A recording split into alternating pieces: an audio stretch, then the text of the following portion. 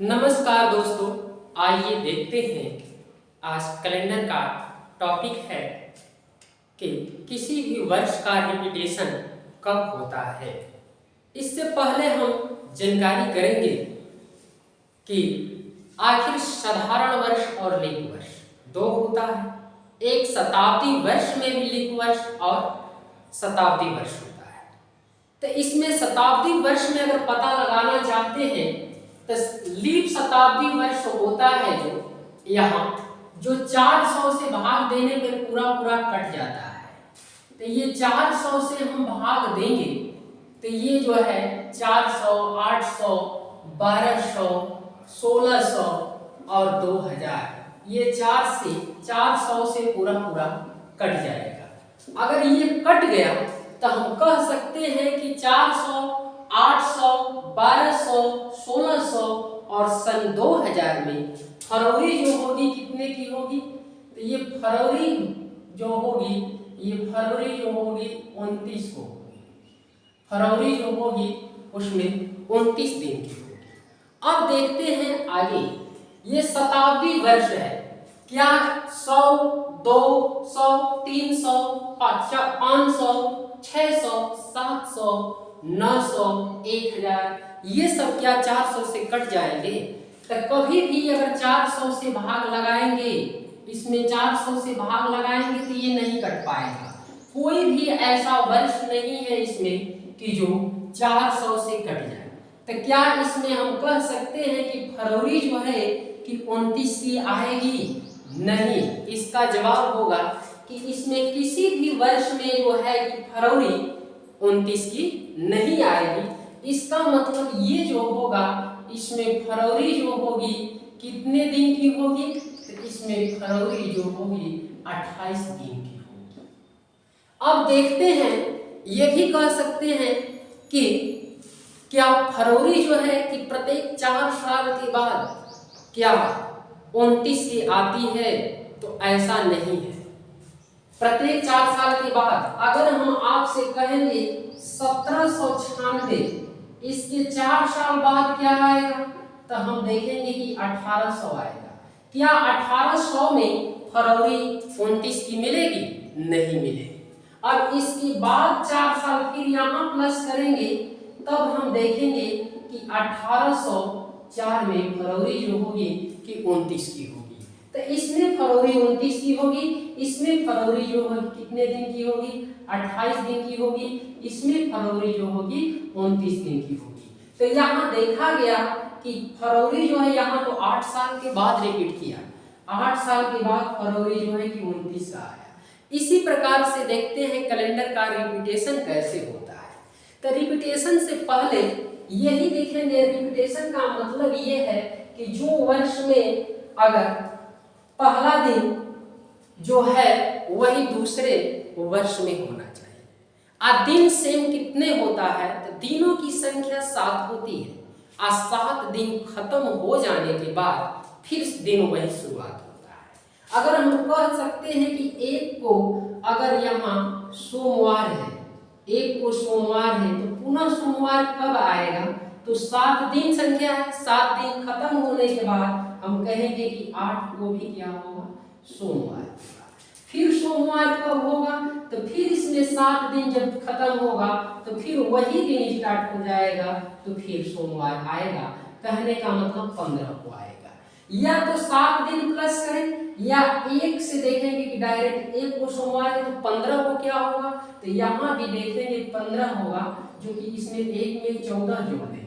तो हमको ये स्पष्ट हो गया कि किसी भी दिन को अगर वही दिन लाने के लिए कि तो 7 प्लस करें या 14 प्लस करें या 1 सप्ताह जोड़ दें या 2 सप्ताह जोड़ दें या 5 सप्ताह जोड़ दें या 1000 सप्ताह जोड़ दें या 52 सप्ताह भी जोड़े तो वही का वही दिन। यही है कि साधारण वर्ष में 52 सप्ताह एक दिन होता है। तो 1 जनवरी का आपका दिन अगर दे देता है कि सोमवार है तो उसी वर्ष में साधारण वर्ष में आखिरी दिन क्या होगा? तो आप जानते हैं कि 52 सप्ताह एक दिन होता है। तो एक दिन जो है कि सोमवार आपका मिल गया तो 52 सप्ताह जोड़ने से कोई फर्क नहीं पड़ेगा। 31 दिसंबर को भी उस वर्ष में सोमवार ही होगा। यही लीप वर्ष होता है, तो लीप वर्ष में 52 सप्ताह 2 दिन होता है। अब 52 सप्ताह 2 दिन का मतलब है कि 1 जनवरी को अगर दे गया तो 2 दिन में से 1 दिन दे दिया कि सोमवार है, तो लीप वर्ष में उसका 31 दिसंबर को क्या होगा, तो 1-2 दिन में से 1 दिन आपको मिल गया सोमवार, तो 1 दिन बच गया, तो 1 दिन आगे बढ़कर कह सकते हैं कि 31 दिसंबर को मंगलवार होगा। तो आइए अब क्वेश्चन पे हम चर्चा करते हैं। आइए अब हम क्वेश्चन देखते हैं। क्वेश्चन में है पहला क्वेश्चन जो आपको स्क्रीन पर दिखाई दे रहा है। एक शायरी है कि यूं ही नहीं मिलती राही को मंजिल, एक जुनून सा दिल में जगाना होता है।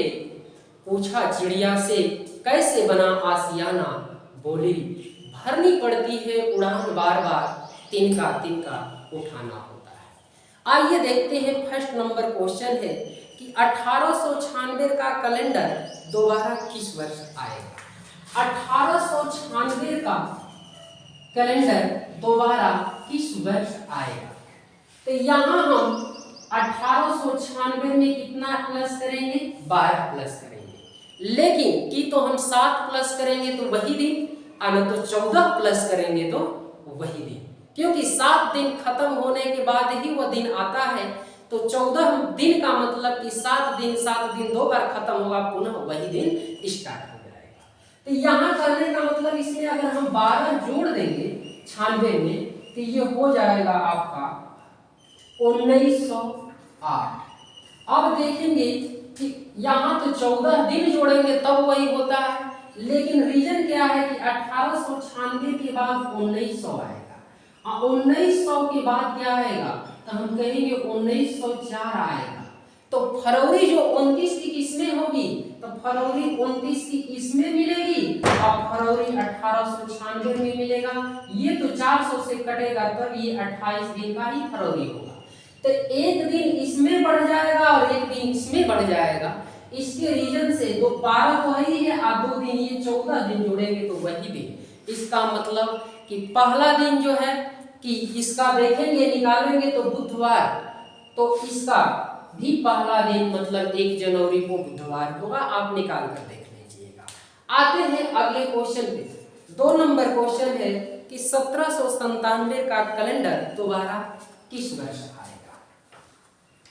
तो देखते हैं यहाँ भी 1797, तो यहाँ लिखेंगे 1797 का कैलेंडर दोबारा कब आएगा। तो यहाँ भी क्या करेंगे, +12 जोड़ देंगे। तो जब 12 इसमें जोड़ेंगे तो हम देखेंगे कि ये आ जाएगा 1809। अब 1809 आ गया, क्या 1700 से अगर हम चलेंगे तो 1800 भी आएगा, 1804 भी आएगा। 1800 में फरवरी जो होगी 28 की मिलेगी, लेकिन यहाँ जो है 1804 है, फिर 1801 8 भी मिलेगा। तो इसमें फरवरी 29 की, इसमें फरवरी 29 की। तो इसमें 29 का मतलब 28 से 29, 1 दिन इसमें प्लस 1 दिन इसमें प्लस, तो 2 दिन प्लस कर देंगे 12 में, तो 14 का मतलब कि इसमें 14 जोड़ेंगे तभी वही दिन आएगा।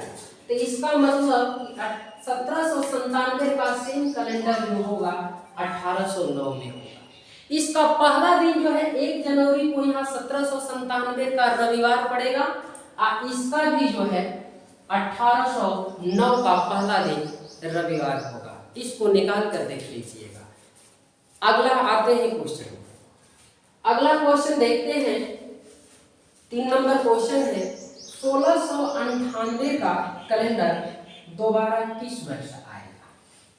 1698 का कैलेंडर दोबारा किस वर्ष आएगा। तो यहाँ देखेंगे 1698 में कितना प्लस कर देंगे, तो यहाँ भी 12 प्लस कर देंगे। तो 12 जब प्लस करेंगे तो 1698 का कैलेंडर जो होगा 1710 में आएगा, जो कि ऑप्शन दूसरा सही है। यहाँ 98 के बाद 1600 के बाद 1700 होगा, और यहाँ जो है 1704 होगा, 1708 होगा। तो यहाँ देखेंगे कि ये जो है कि 400 से भाग लगाएंगे, इसमें 4 से भाग लगा लेंगे, तो इसमें फरवरी 29 की मिलेगी, इसमें 28 की मिलेगी। तो इसका मतलब एक दिन इसमें एक दिन इसमें, ये 2 दिन इसमें जोड़ेंगे तो 14, इसका मतलब 14 दिन जोड़ने पर वही दिन होगा। तो यहाँ देखेंगे कि इसका पहला दिन देखेंगे तो बुधवार होगा, 1698 का पहला दिन बुधवार और 1710 का भी पहला दिन बुधवार होगा, इसलिए इसका ऑप्शन नंबर दूसरा सही है। आते हैं 4 नंबर क्वेश्चन पर। 4 नंबर क्वेश्चन है कि 1899 का कैलेंडर दोबारा किस वर्ष आएगा। 1899 का कैलेंडर दोबारा किस वर्ष आएगा।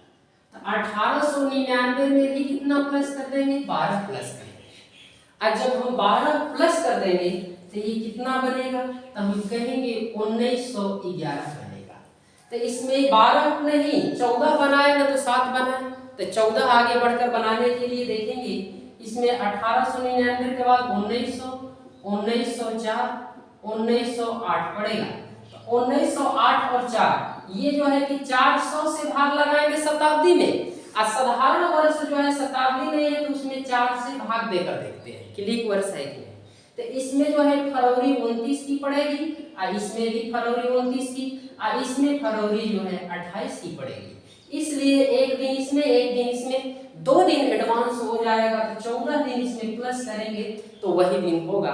तो हम कह सकते हैं कि ये पहला दिन क्या होगा इसका, तो पहला दिन जो इसका होगा उसका आखिरी दिन, यहाँ भी देखेंगे पहला दिन जो होगा आखिरी दिन सेम होगा, क्योंकि ये साधारण वर्ष है, इसका भी पहला दिन और आखिरी दिन सेम होगा, इसलिए इसका ऑप्शन दूसरा सही है। इसी के साथ ये क्लास हमारा समाप्त होता है। अगर ये क्लास आपको समझ में आया होगा तो प्लीज़ ज़्यादा से ज़्यादा शेयर करने का प्रयास करें और सब्सक्राइब करें।